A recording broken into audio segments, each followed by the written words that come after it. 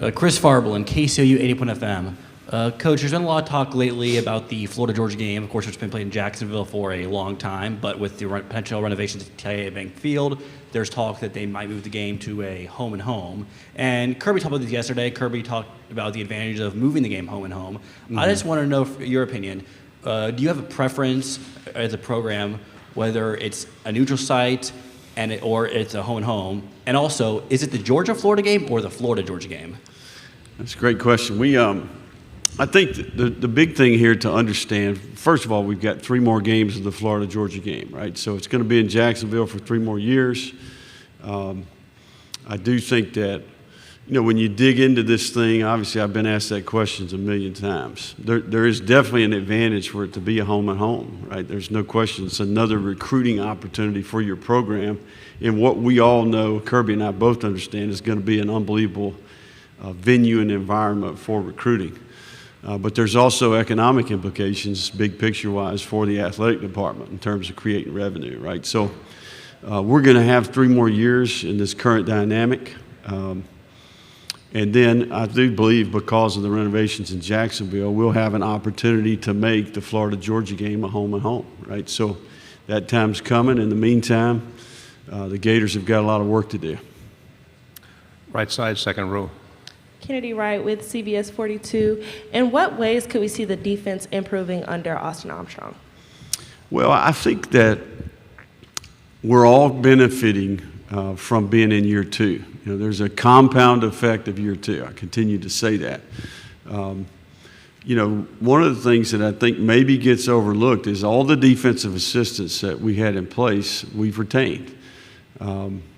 We've restructured our staff a little bit in terms of responsibilities, but each one of the assistant coaches on defense had never worked in our blueprint, right? They'd never been around this kind of tree in terms of how we operate and how we do things. So not only is Austin hitting the ground running because he's worked with us in the past at Louisiana, he worked with Kirby at the University of Georgia, but the people around him are in year 2. The teacher is teaching the material for the second time. Not only is the student learning the material for the second time, the teacher is teaching the material for the second time. So all parts of our process, our 8-stage off-season program, we continue to get better at, and I think that defensively we'll benefit from that whole process. Left side, second row. Hey, Coach. Ben Bobick, Local 3 News in Chattanooga, man. Murray County High School, obviously very proud of you and what you've been able to accomplish. Your brother taking over the high school football program last year into this year. Man, how proud are you and how much satisfaction do you get out of that, seeing him take over what your father was able to build, and how often you communicate with him and the folks back there at Murray County and what they're doing down there? Yeah, my mom is actually at the house right now helping out keeping the kids, but she still lives in the same house, and certainly for Kurt to get an opportunity to go back and be the head coach there at Murray County High was, a unique opportunity. But, I think that place is in the fabric of who I am, right? I mean, the people I've met, the things I learned. It's a tough blue-collar community, farmers, carpet mill workers, very much a chip on your shoulder to some degree, and I think that my dad was a high school coach there. So I was connected with all people in that community and certainly benefited from it. So very proud of Kurt, and certainly, Mom obviously loves the place and still lives right there in the same house. So Chatsworth, Georgia is who I am, if that makes sense. Right side, third row. Sure. Billy Jones, KCOU, Columbia, Missouri. Coach, I'm curious, you built your teams for a long time on power football on the offensive side of the ball. You run for over 200 yards a game this year. Only 2 games you were kept under 100 yards. Have you refined any sort of processes in terms of how you convert that into more wins? Because obviously running the ball is a key part. Is there anything you want to add so you can turn all those yards into more points? Yeah, no, I think it's a brand of football that we played. It's got us here. I do think that when you evaluate our season last year, consistency is what we're seeking, right? And I think it all really comes down to detail and execution throughout the game in all parts of our team, right? Not just offense or how we rush the ball, but special teams, defense. Every facet of our team, I think, is taking things to a different level of detail and discipline. Now, we want to be a tough football team, and I think that a practice environment that's committed to playing complementary football, there's going to be a physical element to your team, not only because you need to rush the ball, but you got to be able to stop the run, and we all understand the importance of that in this league. So we're evaluating everything that we do each year, each week, and we'll continue to try to put the best product out there this year, much like we have in the past. Left side, second row. Tyler Shaw with KBTX in College Station. Coach, what did you learn in your first year in the league in year one, and then what are you kind of hoping to accomplish and see in year two? Yeah, no, I think we learned a lot.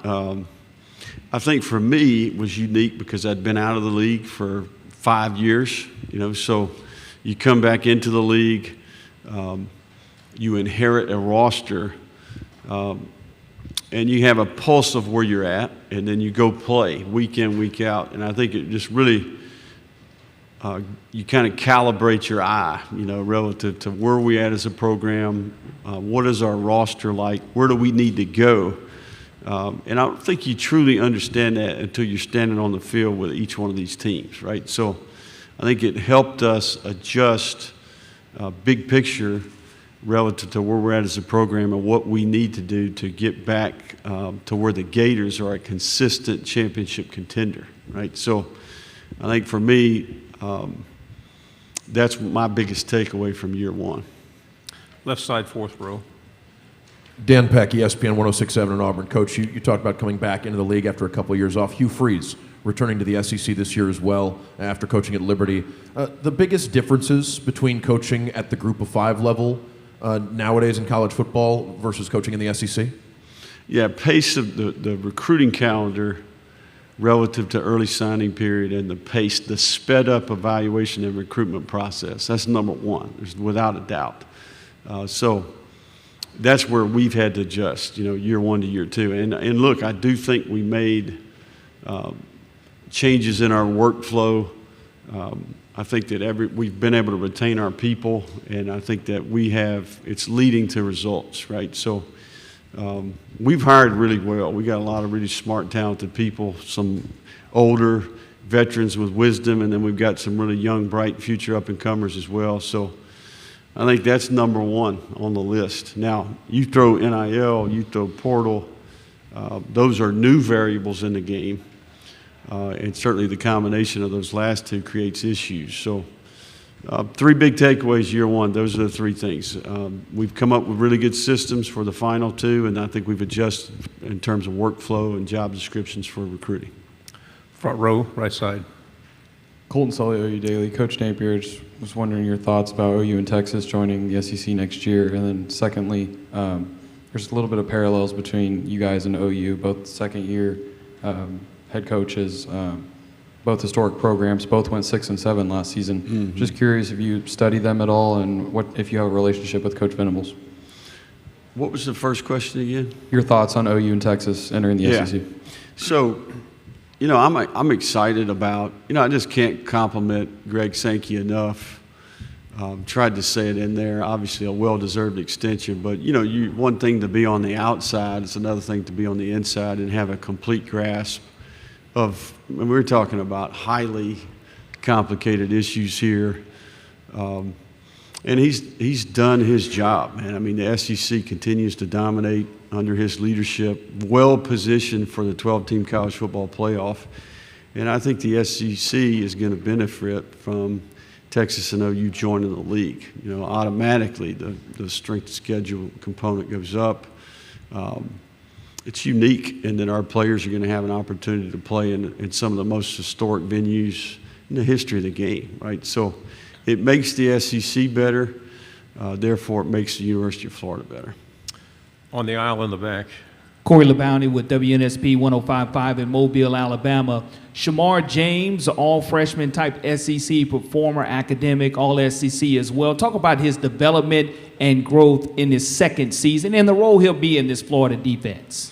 You know, Shamar James is one of the young players that I'm really excited about. Shamar was able to play and contribute to our team and gain some valuable experience in year one.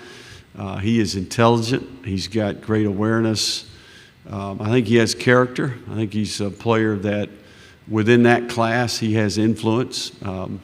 He's a future star for the Gators. And, you know, Shamar showed up last year in early June. You know, he didn't get here until late May, early June. So not only is he going to benefit from that experience, but he's went through this cycle all the way back to January, and he's in a much better place right now. So I think he's got a chance to be one of the more impactful young players on our team, and we're really excited about his leadership and the character that he brings to our locker room as well. Two final questions, front row.